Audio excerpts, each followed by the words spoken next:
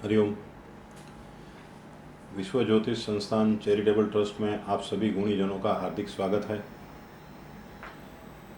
आज मैं आपसे एक बहुत ही कम चर्चित यानी जो चर्चा में बहुत ही कम है ऐसे एक विषय को लेने जा रहा हूँ, जिसका नाम है रूप विकारी तारा। जैसे नाम में गुण रहते हैं, वैसे ही ये रूप विकारी तारा, इस शब्द में ही उसके गुण छिपे हुए हैं। रूप यानी तारों का प्रकाश, विकार और तारों के प्रकाश में बदलाव होना। आसमान में कई ऐसे तारे हैं जिसके प्रकाश में लगातार बदलाव होते जा रहा है। रूप विकारी तारा को एस्ट्रोनॉमिकल लैंग्वेज के अंदर वेरिएबल स्टार के नाम से जाना जाता है। ऐसा नहीं है कि ये वेरिएबल स्टार यानी रूप विकारी तारा का संशोधन अभी ही हुआ है। हमारे शास्त्रकारों ने इस रूप विकारी तारे के बारे में बहुत ही संशोधन किया है। तारों का रूप का विकार होना यानी उसके प्रकाश में बदलाव आना, वह तारों के अंदर चलती रासायनिक प्रक्रिया का एक प्रकार है।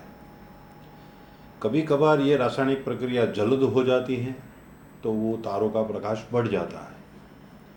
कभी कभार ये रासायनिक प्रक्रिया मंद हो जाती है तो ये तारों का प्रकाश कम हो जाता है।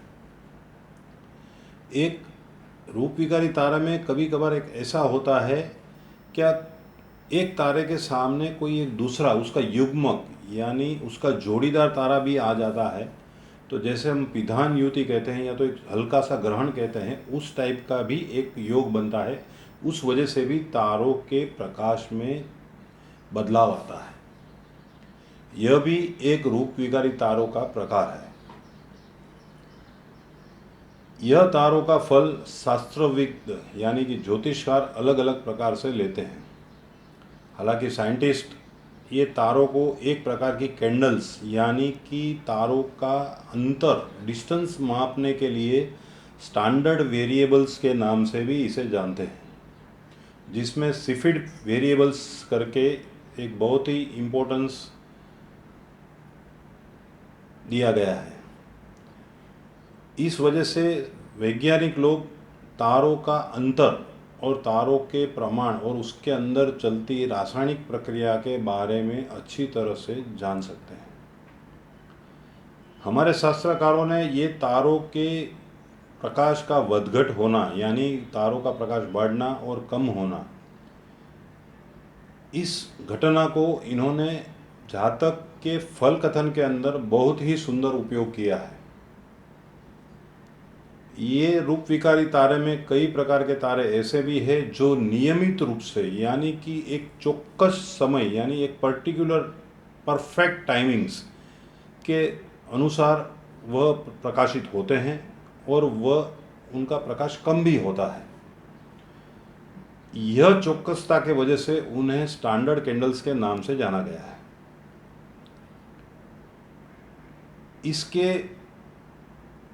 इस प्रकाश के वधघट होने के वजह से ज्योतिषकारों ये प्रकाश को अन्य ग्रहों के बल के साथ में जोड़ के अपने फल कथन के अंदर उसका विचार करते हैं।